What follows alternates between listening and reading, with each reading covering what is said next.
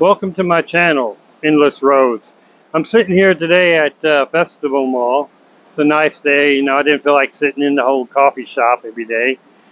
Uh, it's going over uh, some of my favorite YouTubers, and a couple of them were in there talking about dating outside the race. There were basically some African American men I know from YouTube, and they were talking about how come they were married or dating white people, white women, and some of these they had guests on there that were black ladies dating white men, and it got me thinking about why am I uh, dating outside my race? Well, it's because I couldn't find what I'm looking for in America in my own race. I'm wanting somebody that has my mindset, my values, and my goals in life. And in America, the girls that I was available for me, okay, were probably high school grads or less. Uh, I went to college, but I went to college later in life, okay. I waited a few years. So everybody was much younger than me in there. So dating with them was not the option. But uh, I really I really got to see what things were different after I got out of my hometown. See, when you're in your own community, say like you're in the white community, or you're in the Vietnamese community, or you're in Cambodian, or someplace like that community, you start thinking, okay, my race is better. My dating should be only in those. Those are the ones who understand me, right? But then you find out that they don't have the values you want. It's not what you're looking for. And then you see, okay, you come across some girl, but she don't look like you. She's not a white person. She might be a black. She might be brown or whatever. And then you try to date them, right? And then you get blowback from your brothers. And I'm not talking about blood brothers. I'm talking about uh, your white people. They're like, dude, that's going to hurt your chances for employment. It's going to hurt your standing in the community if you date that person. You get it from your family too, though. I was about 21. I met this girl. Her father was from Spain, and her mom was from Mexico, who was half Mexican, half uh, uh, European too. Well, anyway, she's very beautiful, very intelligent lady. Spoke very well. I remember being threatened by my immediate family that if I pursued this relationship, there would be much trouble for me because the stigmatism. First of all, my family members who were saying this to me was from about two generations past me, you know, and racism was pretty bad there. They could not see a person besides what their color was, right? So basically, they didn't come at me because they knew better that I wouldn't change my mind. They came at her, and which time she broke off and left. And I didn't date out of my relationship. I had probably about the averages on a white person will have about five relationships in a lifetime. I done had 10, mostly my own race. My problem was I was dating people that was not on the same culture as mine. Even if they're in my own race, they could have a different culture, you know. And that's why I see my uh, American friends, black and white, brown, a lot of them will date out of their own culture. Now you think about this. If you're um, say like you're a intelligent person and you went to college and all the girls around you uh, from the ghetto or from the trailer, if you're a white person, and they have their this mindset as the girl boss. They don't want to. They were raised in a family that had one parent, usually it's the mom, and you can't make a relationship with that. And then you go to college and you meet girls from Africa, Asia, Eastern Europe, and you realize that your dating options are a lot more than just the people that's around you. And I noticed this a lot, and I try to date outside my race. While I was a little bit younger, about my 40s, mid 40s, and it wasn't too bad at first, with the people. But what happened was my family was definitely against it.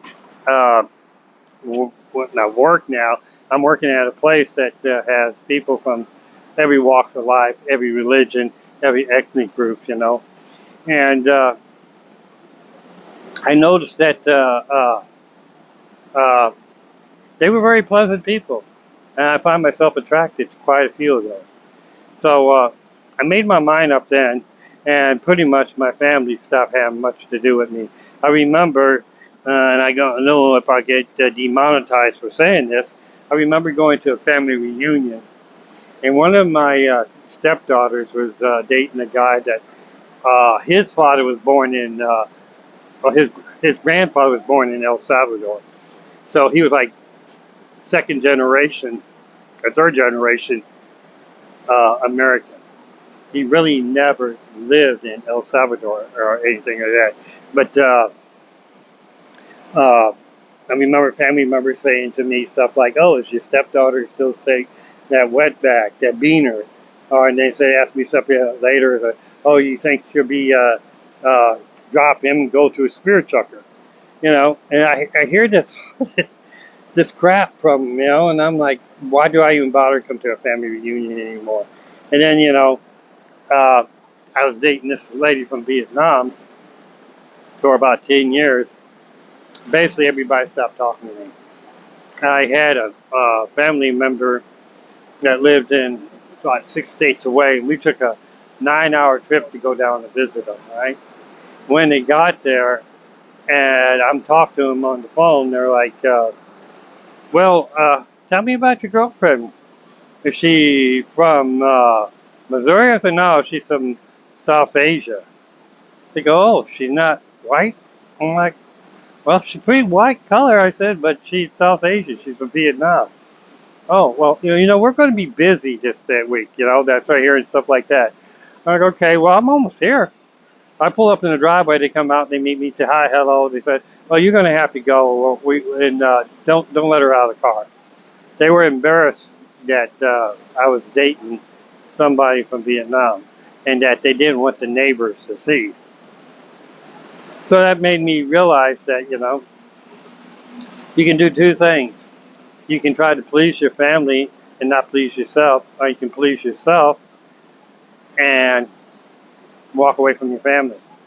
And pretty much what I done. I have two boys. I try to teach them different. I have a brother who pretty open-minded. He don't have too much problem with me who I date or marry.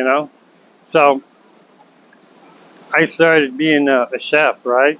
I'm a chef, and I'm become a trainer. I'm training people from every walk of the country, right? And I meet people from Romania, Ireland, Tanzania, Rwanda, South Africa, Philippines, Korea, Vietnam. All these people, they're my students, and I'm starting to see that what I'm looking for in a relationship, somebody that respects a husband's authority, but don't not uh, totally submissive, but more of a partner. Wants a house, wants a family life, wants to work as a goal together. And I'm starting to see this a lot.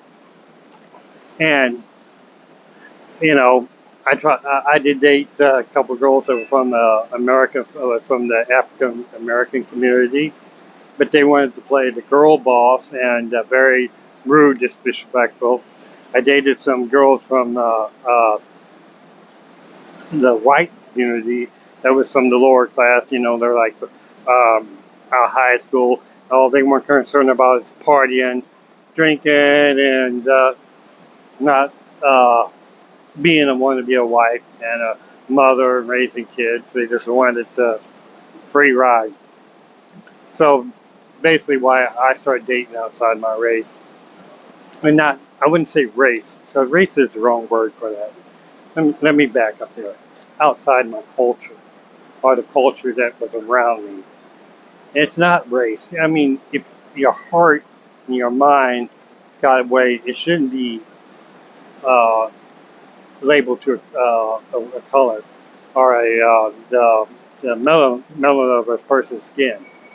You know, you got to look past that. You got to look at their eyes. You got to look into their mind, their heart, and their personality. And that's what I did. I got in there, and I found this girl right now that I'm married to, and we've been married 4 years. And Janet's been pretty good person. She's pretty much been what I was looking for, and everybody will have their ups and downs. Some questions do come up sometimes. We had to work through the culture difference. They'll be asking silly questions. That well, I think is silly, but she thinks that she needs to ask because I'm from Caucasian race, and I might say a few things that she thinks would be weird, but we get past that. You can't be afraid to say what's on your mind, and can't be afraid to say, "Hey, this I don't approve of what you're saying about me or asking me." In the same way with that, it's something you work through. But anyway, this is a cup of hot Joe. I'm going to go ahead and get off here, and I'll come back with another topic later that I was thinking about doing, which is not going to be so much on the Philippines.